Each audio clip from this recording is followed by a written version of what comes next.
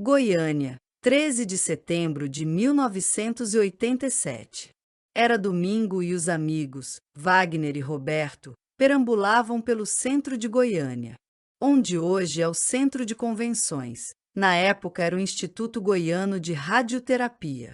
Já estava desativado, mas alguns cômodos não foram demolidos, inclusive a sala onde se encontrava o aparelho de radioterapia.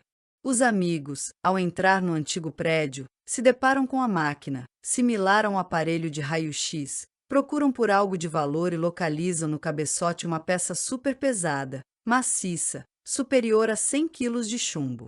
A operação de remoção do cabeçote demorou mais de 4 horas. A peça foi transportada até a casa de Roberto, em um carrinho de mão. Devido ao peso extremo, ambos revezavam. A casa estava localizada na rua 57, Centro. Descarregaram a peça debaixo de uma mangueira que havia no quintal e foram à casa de Wagner, na rua 63, buscar ferramentas para desmontar a peça. Haja vista que aquela quantidade de chumbo não poderia ser vendida sem documento probatório ou nota fiscal. Por fim, após várias marretadas, conseguiram desmontar a peça em partes e no centro do chumbo havia uma peça cilíndrica de alumínio, com um pequeno orifício, com blindagem de irídio, que dava acesso à fonte radioativa. Essa blindagem também foi quebrada, deixando a fonte totalmente exposta. Roberto resolve vender a peça. O comprador é Devair, dono de um ferro velho. As peças de chumbo, bem como a fonte, foram alocadas no depósito do ferro velho. Devair era alcoólatra e fumante inveterado. Ao caminhar à noite no ferro velho, vê uma luminosidade fora do normal, uma luz reluzente e um azul neon. Fica encantado com o que vê, recolhe a fonte e leva para dentro da sua casa. No dia 22 de setembro, Odesson, irmão de Devair, vai ao ferro velho. Devair informa ao irmão que daquela peça sai um pó branco, similar a um pó de giz, mas durante a noite emite um brilho encantador e gostaria que o irmão analisasse esse material a fim de fazer um anel para sua esposa, Maria Gabriela. Quando Odesson apalpa o pó, vê que o material se dissipa facilmente, sendo impossível fazer uma pedra para um anel. Faz um movimento circular com o dedo indicador na palma da mão, mostrando que o material não tem liga. Odesson é contaminado, sendo motorista de ônibus. Nesse dia, pelo simples fato de ter tocado no pó brilhante, milhares de pessoas são de certa forma irradiadas ao entrar no ônibus. 24 de setembro, Ivo, outro irmão de Devair, também visita o irmão. Ao ver a novidade do pó brilhante, pede ao irmão um pouco do material para apresentar à sua família. Ivo leva em uma caixa de fósforo uma quantidade relevante de césio até sua casa, coloca o pó no chão e apaga as luzes. Ao ver a luminosidade, sua filha caçula, Leide das Neves, fica encantada. A menina suja a mão com o pó. A mãe chama para jantar e, com as mãos ainda sujas de radiação, come um ovo, ingerindo de forma acidental césio 137. Maria Gabriela percebe que o marido Devair não está bem, apresenta vários sintomas semelhantes à infecção, não sente gosto entre sal e açúcar e começa a cair os cabelos. Os vizinhos mais próximos também estão passando mal. Os irmãos e sobrinhos de Devair começam a desenvolver sintomas semelhantes. Em 29 de setembro, Maria Gabriela, percebendo que todos que tiveram contato com a peça estavam passando mal ou muito debilitados, resolveu levar a peça até a vigilância sanitária para que fosse investigado se havia alguma associação. Como na vigilância todos desconheciam a peça, essa foi acomodada sobre uma cadeira por 2 dias, contaminando assim todos os funcionários, até a chegada de um físico. O físico Walter Mendes passava férias em Goiânia, quando recebeu um telefonema da Secretaria do Meio Ambiente, pedindo que ele fosse até a vigilância sanitária a fim de examinar a tal peça que estava causando mal-estar nas pessoas. O mesmo, por intuito, levou um centílômetro, aparelho que pode medir radiação. Quando se aproximava do local onde a peça estava, estima-se que a uma distância de um quarteirão, o aparelho já gritava, notificando níveis elevados de radiação. Ele já analisou a situação à distância e, por sorte, chegou a tempo. Na porta do prédio da vigilância, havia uma equipe do Corpo de Bombeiros, que havia recebido ordens para jogar a peça no rio Meia Ponte, rio esse que abastece toda a cidade de Goiânia. Mas, depressa, Walter Mendes mandou abortar a missão, cercar todo o quarteirão e acionou a CENEM, Comissão Nacional de Energia Nuclear. O acidente foi descoberto e Goiânia passaria pelo seu pior pesadelo. Walter foi o herói do início. O herói do meio foi um morador da região chamado Zico. O mesmo serviu como um balizador, informando a Defesa Civil todos os lugares por onde a peça havia passado. Junto a Walter Mendes e o secretário de Saúde isolaram as casas e terrenos por onde a peça foi comercializada e levaram todos os possíveis contaminados para o Estádio Olímpico. Foram instaladas barracas, e todos deveriam ser monitorados para avaliar os níveis de radiação. Cabe ressaltar que Goiânia, naquele momento, sediava pela primeira vez no Brasil o Grande Prêmio Brasil de Motovelocidade. Realizado no Autódromo Internacional de Goiânia, a visão do mundo estava voltada para a cidade, e as autoridades não poderiam deixar vazar o acidente. Seria um escândalo mundial, como mais tarde foi. Desembarca em Goiânia o físico Júlio Rosenthal, o responsável direto pela fiscalização da CENEM, que, junto ao físico Walter, trabalharam 27 horas de forma ininterrupta para isolar as áreas afetadas.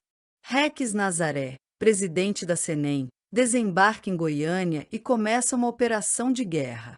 As pessoas são monitoradas no Estádio Olímpico. As mais afetadas irão ser transferidas para o Hospital Naval Marcílio Dias, no Rio de Janeiro. Maria Gabriela, Devair, os empregados de Devair Israel e Edmilson, Ivo e Leide das Neves são os mais infectados. O aparelho medidor de radiação Geiger aponta maior radiação na menina Leide. O aparelho chega ao máximo e para de funcionar. Ela ingeriu Césio-137. A população de Goiânia é convocada para comparecer ao Estádio Olímpico para medir a radioatividade. Diante de uma sociedade ainda apavorada e tentando digerir o acidente, apenas 112.800 pessoas compareceram. Destas, 249 apresentaram alguma contaminação, sendo que 120 casos eram apenas de contaminação externa em roupas e calçados, e 129 receberam acompanhamento médico. As áreas quentes, assim eram chamadas as áreas por onde a fonte radioativa percorreu, foram cercadas e monitoradas por policiais militares. Esses enviados covardemente para proteger o local de curiosos, acreditando que fosse apenas um vazamento de gás, conforme orientação de seu comandante. Cercaram as áreas quentes por dias, enquanto os físicos iniciavam a identificação, descontaminação e elaboravam o plano de destruição dessas casas, roupas, móveis, pois tudo deveria ser descartado como lixo radioativo. Mas os físicos, claro, estavam devidamente paramentados, com roupas especiais, que protegem contra a radiação. Enquanto isso, os policiais estavam recebendo doses cavalares de radiação, permanecendo ali, sem mesmo saber do que se tratava. Os moradores perderam tudo: suas casas, suas roupas, seus documentos e seus animais foram mortos da forma mais cruel possível. Ninguém estava preparado para um acidente daquela proporção. Tudo era novo em questão de acidente nuclear. O mundo ainda se recuperava do acidente na usina de Chernobyl, na Ucrânia. Mas o maior acidente radiológico do mundo em área urbana estava acontecendo e o palco, infelizmente, era Goiânia. 9 de outubro de 1987, o físico Rex Nazaré entra na cadeia nacional de rádio e televisão por 7 minutos, informando ao país sobre o acidente radiológico em Goiânia. A notícia explode como uma bomba no Brasil e no mundo. O presidente da República, José Sarney, chega a Goiânia para se colocar a par de toda a tratativa que estava sendo realizada. Já existem milhares e milhares de toneladas de lixo atômico das casas destruídas. Nesse momento, existe grande embate sobre onde depositar os tambores com o lixo atômico. A primeira opção foi o estado do Pará, mas a discussão se acalorou e o governador não aceitou. A opção escolhida foi a Badia de Goiás, cidade muito próxima a Goiânia. A Casa da Fossa. Foi uma casa na rua 17A, próxima à casa de Ivo. Uma vizinha possuía fragmentos de césio em sua casa que havia ganhado. Ao saber das notícias, a mesma jogou o material no vaso e deu a descarga. As autoridades tentam acalmar a população, alegando que aquela casa possuía fossa e que a mesma seria removida como lixo atômico, sem maiores problemas. O maior problema foi que, naquela casa, já existia esgoto. Trocando em miúdos, aquela pequena porção foi para o esgoto, logo para os rios, até desembocar no rio que abastece Goiânia, fazendo assim que parte da água se tornasse radioativa. Em 15 de outubro de 1987, o governador de São Paulo anunciou a identificação de 6 focos de radioatividade em São Paulo, provocados pela importação de papel e ferro velho oriundos de Goiânia. Começa a guerra comercial. Os outros 25 estados ligam o alerta para boicotar produtos vindos de Goiânia, e o mundo tem medo dos produtos importados do Brasil. Em cadeia, o acidente vai tomando consequências desastrosas. Consequências patológicas, físicas, comerciais e principalmente psicológicas. Em 18 de outubro, cerca de 1.000 moradores de Abadia de Goiás, a 20 quilômetros de Goiânia, bloqueiam a estrada, prevalecendo um impasse até o fim da tarde e liberação da pista. A população está receosa em receber em zona rural e afastada da cidade os rejeitos radioativos, com medo de contaminação. 20 de outubro, médicos afirmam que não existem médicos, enfermeiros e agentes de saúde preparados para tratar a radiação. O medicamento russo azul da Prússia começa a ser administrado. O mesmo tem o poder de eliminar a radiação através da urina e fezes. Logo, os infectados não podem usar o vaso sanitário e têm de se submeter a inúmeros banhos com escovão e sabão de coco por dia. 23 de outubro de 1987, véspera do aniversário de Goiânia, falece no Hospital Naval Marcílio Dias as 2 primeiras vítimas fatais do Césio-137, Maria Gabriela e a menina Leide das Neves. Quando chegaram a Goiânia, os corpos de ambas em caixões transportados num avião da FAB, pesando mais de 600 quilos cada um. Os caixões eram tão pesados quanto o ambiente que os aguardava no cemitério. Mais de 2.000 pessoas, incentivadas por políticos, tentavam impedir o enterro dos corpos no cemitério Parque, com medo de contaminação e desvalorização da região. Lourdes Ferreira, mãe de Leide, desolada pela morte da filha, é apoiada por amigos e pela primeira-dama do Estado. Ao chegar no cemitério para o enterro, as pessoas atiravam no caminho por onde os caixões passariam pedras, pedaços de cruz, pedaços de túmulo, objetos de toda espécie. O que acabou tornando o clima, que já era pesado, ainda mais insustentável. Enfim, o bom senso prevaleceu, e com o apoio das Forças Armadas, o enterro foi realizado. Os caixões foram chumbados com concreto a fim de proteger o lençol freático. No dia 27 de outubro, morre Israel Batista, um dos funcionários do Ferro Velho de Devair. No dia 28, morre outro funcionário, desta vez Admilson Alves. Ambos são enterrados em Goiânia, no mesmo local das primeiras vítimas fatais. 4 de novembro de 1987, recebem alta do Hospital Marcílio Dias, Ivo, pai de Leide, Devair, o dono do Ferro Velho, e Roberto, um dos catadores que removeram a peça.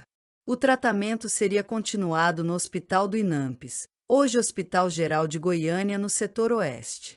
Devair era o personagem mais icônico, ao mesmo tempo em que se lamentava sobre ter iniciado, mesmo sem saber, a tragédia que afetou toda sua família. Sabia tirar da diversidade um certo tom de humor e tragédia.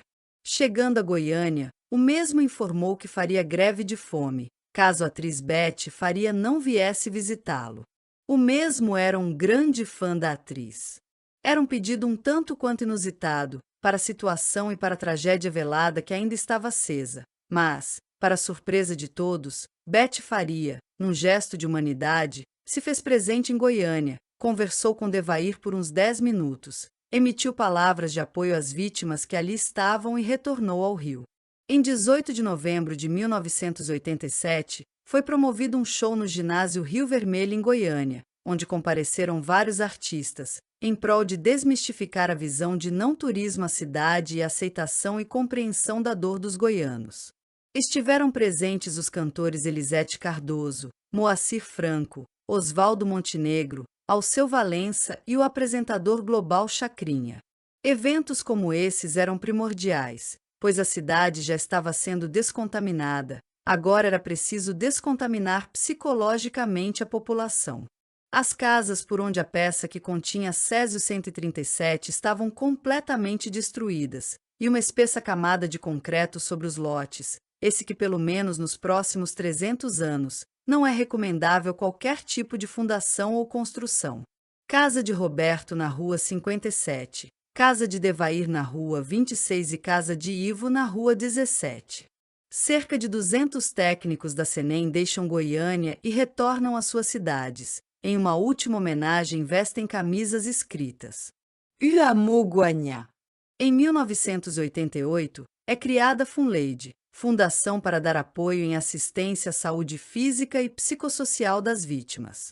No acidente com o Césio 137 em Goiânia, 4 pessoas foram confirmadas como vítimas fatais diretamente relacionadas à exposição à radiação.